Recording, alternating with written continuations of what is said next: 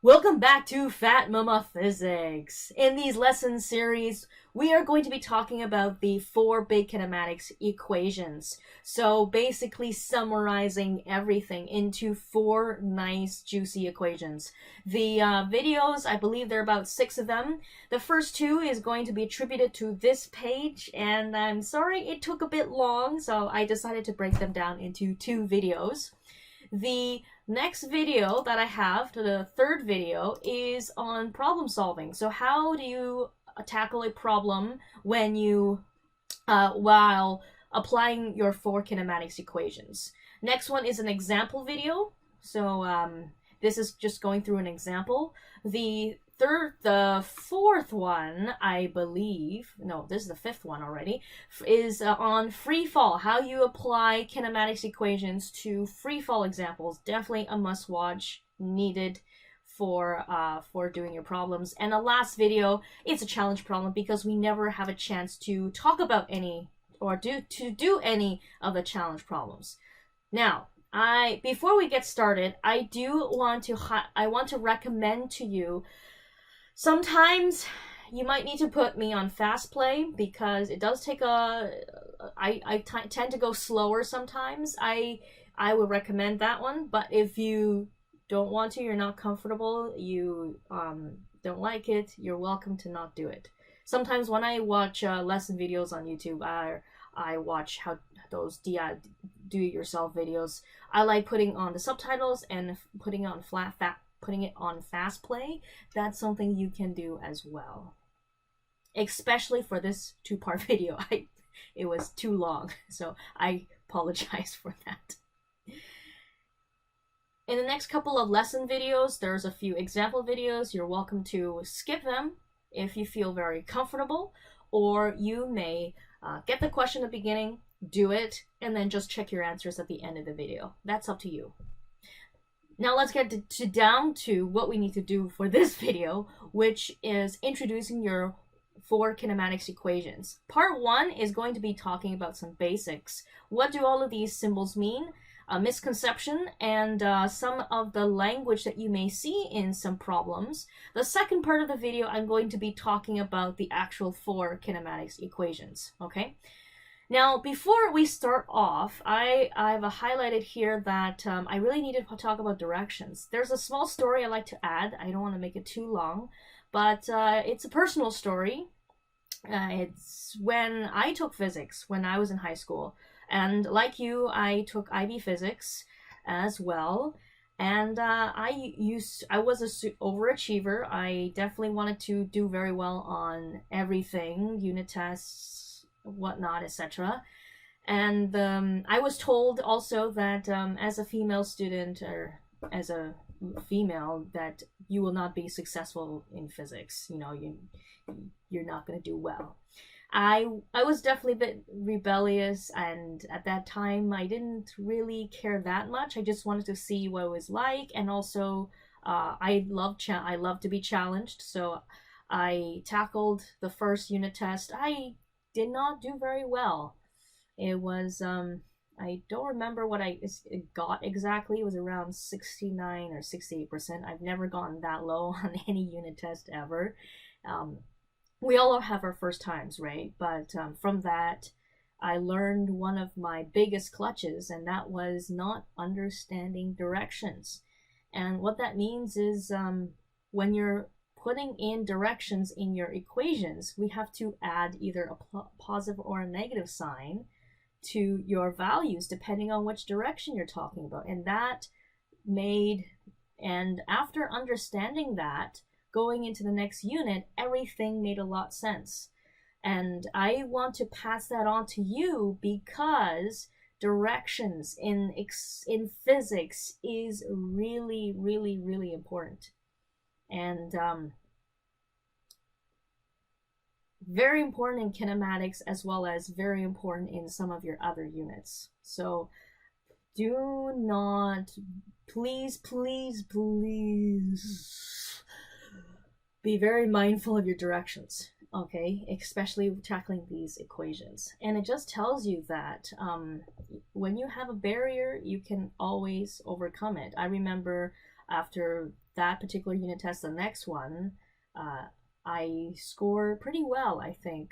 I remember I was at top of the class, scoring around 93, 94%, which we were going at a very fast pace, and it's definitely not an easy course. And for you, it doesn't matter if you're taking IB physics or you're taking regular physics. Physics is tough. So definitely kudos to you.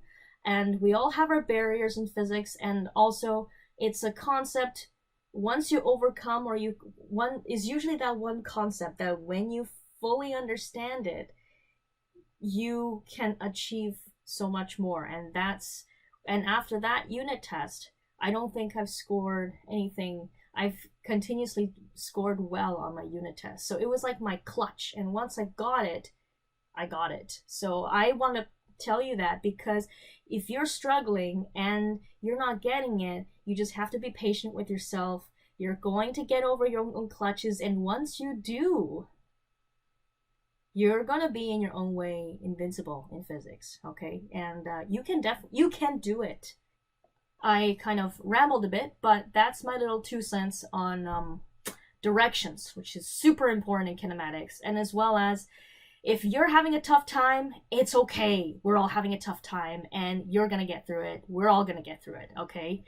Keep it going. You're doing great. So now I'm going to get more into the crux of this. Hey, welcome back to Fat Mama Physics. In this series of videos, we will be talking the 4 big kinematics equations.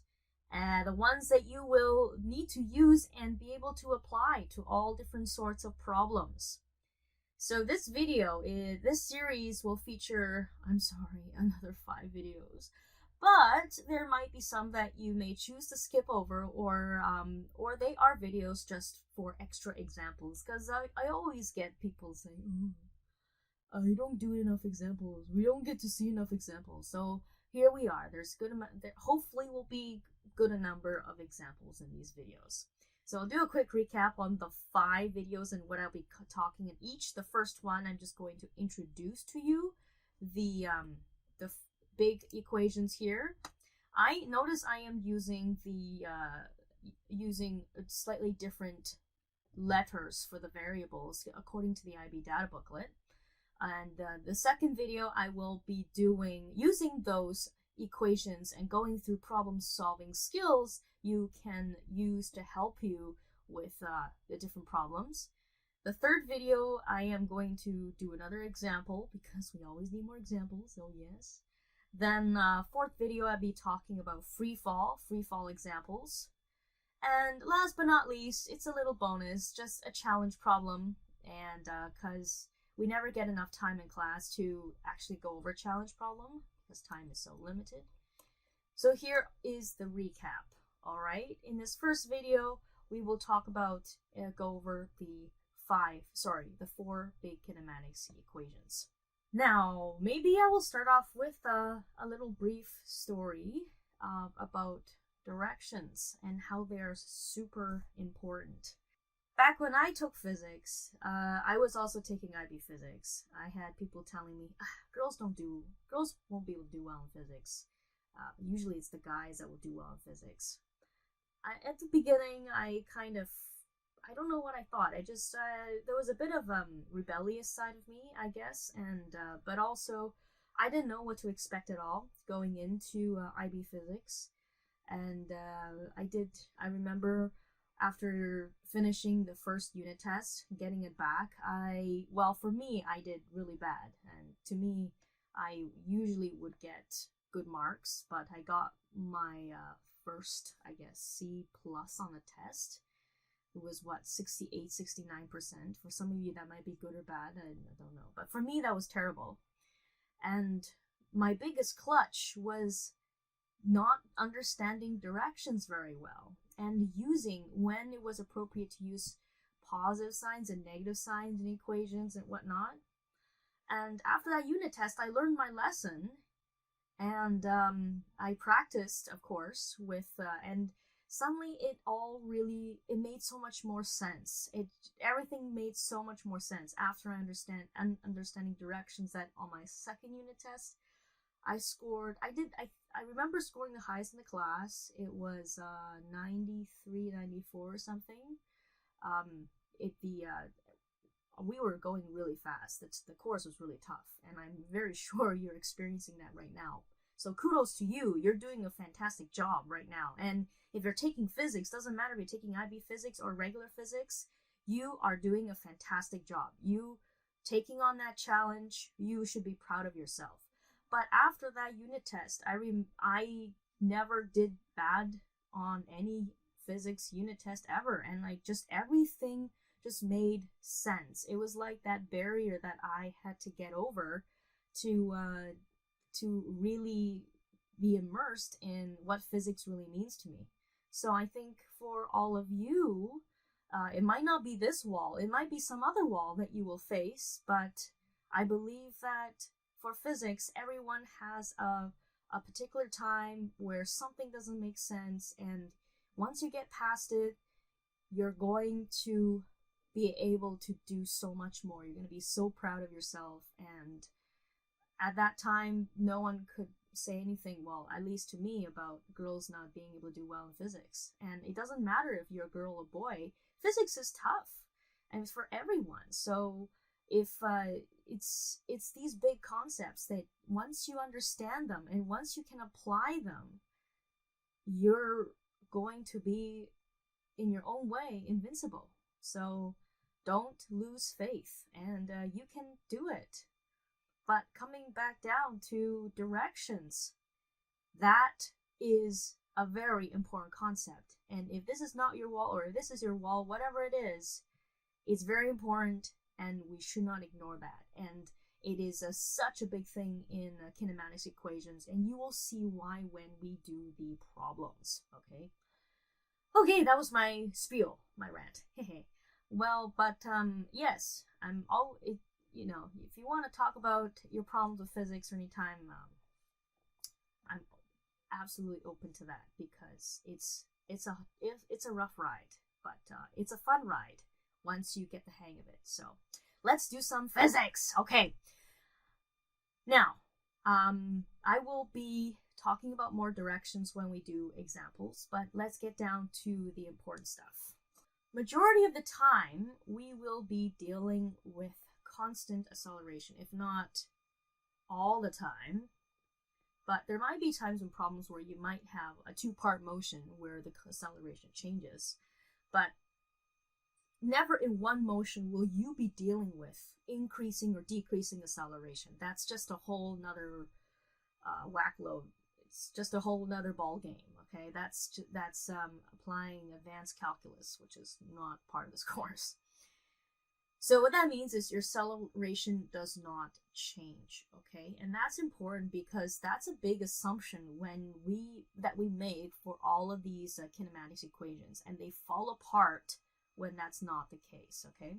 Hopefully later on we'll be dealing with cases where there's two-part motions where you cannot use one of these equations, particularly graphing examples. Okay, so what are the symbols that we are using, and what do you see in your data booklet? You'll see SUVAT. Kind of, you can think of it as it's an acronym for SUVAT. SUVAT. I'll write it up here.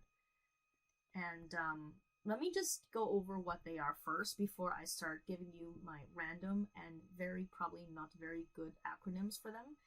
But let's begin over here. So you have S. S is your displacement. And I know it's really random to have a S for displacement where it's more kind of more intuitive to use something like D, okay? So let me write a note here. In other places you might see D instead, like online sources, internet, etc. Okay, but it's in your data booklet. I will use S for the entire course because it's the symbol that you will see all the time with us. The next one is U. U, we use this one for initial velocity measured in meters per seconds. And on your when you see IB questions, you might not see meters slant seconds for meters per seconds. You might see something like M and then S. You might see something that has a superscript -1. And if that doesn't make sense to you, just ignore, or you can just, you pretty much have to accept that's the fact that you'll see that. But what that means is the -1 just means inverse 1. So M, and then this, you can think of it as mass times 1 over S, and that's what the inverse means. And this just gives you meters per second. It's essentially the same thing. You don't need to worry about that. So that's the symbol for initial velocity. If you were wondering what this little arrow up here means, that just means it's a vector. You might not see in your data book, but I like to use it because it tells me, or tells you, it communicates that we are dealing with a vector and directions matter.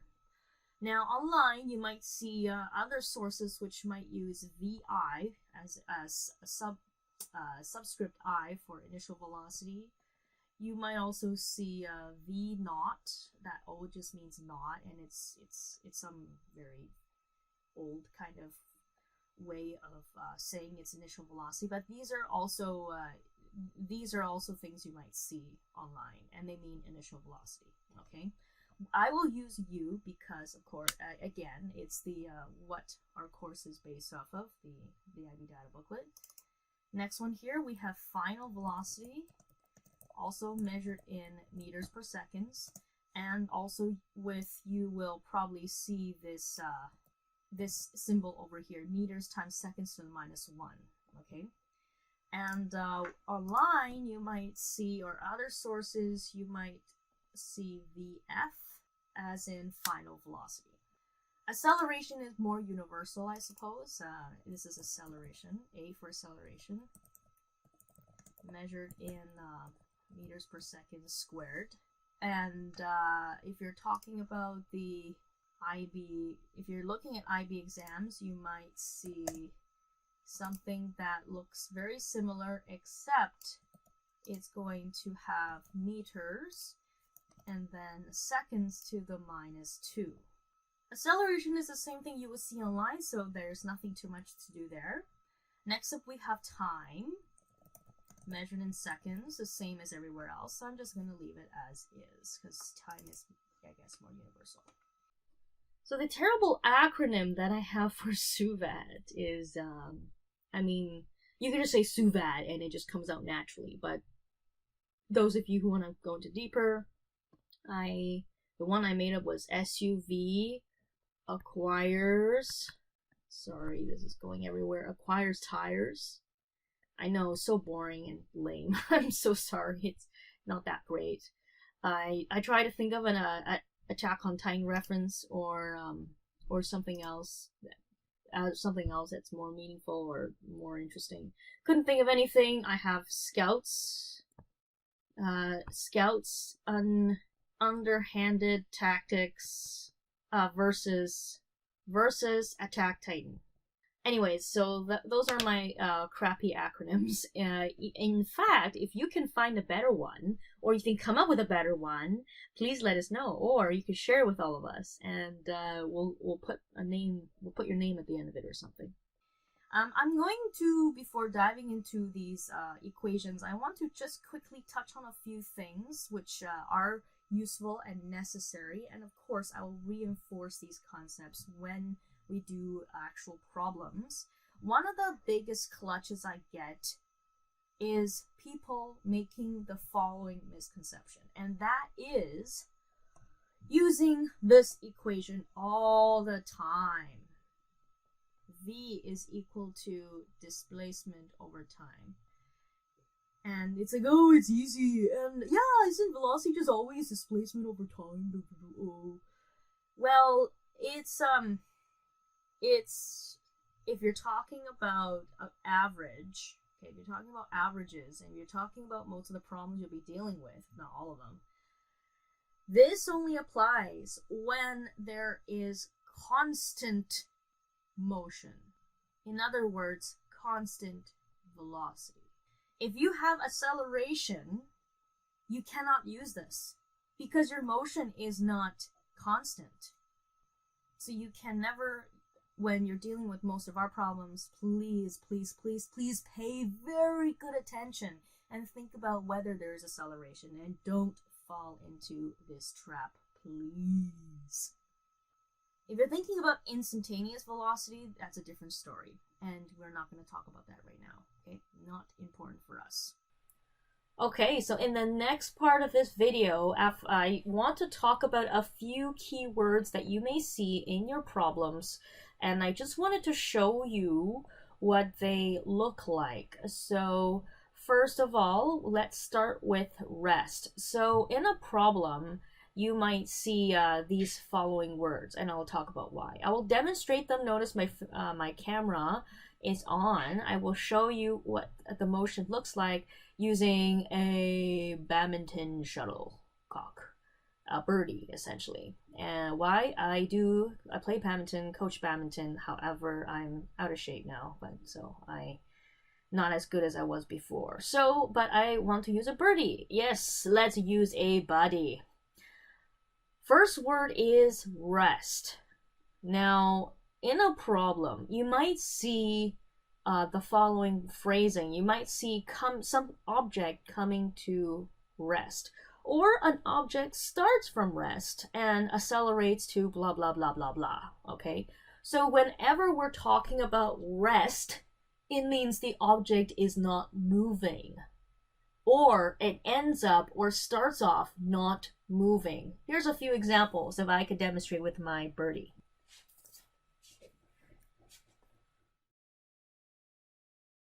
Okay, so I start with a birdie, and if I just place it on a table like you just saw before, it's at rest, okay? I can start from rest and accelerate away or to whatever, infinity and beyond. So that's starting from rest. If that were the case, that tells you something about its velocity. It tells you its velocity is 0 at the beginning. And if you're thinking about initial velocity, you are right. That tells you your initial velocity is 0. Another case is if your object is flying, boom, and it comes to rest, that means your object is not moving at the end of the motion. And if you're thinking final velocity is 0, you are correct. So whatever we are describing in the problem, if when you see the word rest, it means the velocity is 0. And that can be final or initial depending on the wording of your problem. So for example, coming to a rest means that the final velocity is 0. If it starts from rest, then it tells you initial is 0. Okay? Next word that we have here is stopped. If an object is stopped, it's kind of referring to the object, it's alluding to the fact that the object was moving and then it just stops. So if I had a birdie, it's moving, and it is stopped, it tells you the object is not moving at the end, which also means the velocity is 0. So most of the time, it's telling you that the final velocity is 0. In rare cases, depending on the wording of the problem, you might see that the initial velocity is 0 for words like stopped, but just be careful when you're reading the problem. Next one is dropped. Now this refers to mostly free fall cases when objects are moving in the air or whatnot. So here, what that looks like is if I take an object, like this birdie, and then I let go of it without throwing it or anything, it means I have dropped it, okay? Versus if I threw it down like that, that's not dropping it. It means I'm throwing it. If I throw it, it doesn't matter if I'm throwing it down or if I'm throwing it up. It means that if I throw it, it means I've given it some sort of initial velocity. So on the other hand, if I drop it, I am not giving it propelling in any sort of way, meaning that the object starts off with some initial velocity, of 0. Okay, so that's usually when we talk about free fall. And we will look at cases where the object is thrown up or down and how that affects initial velocity when we talk about that later. Okay. The next few items we have on the list here are usually words that you might see at the end of a problem asking for certain information. So for example, if it asks for how long, that just means that question is asking for how much time the object has traveled for. So instead, I'm just going to write it with my pen because this is very funny. How long this is asking for the time, okay? How long has been done, etc.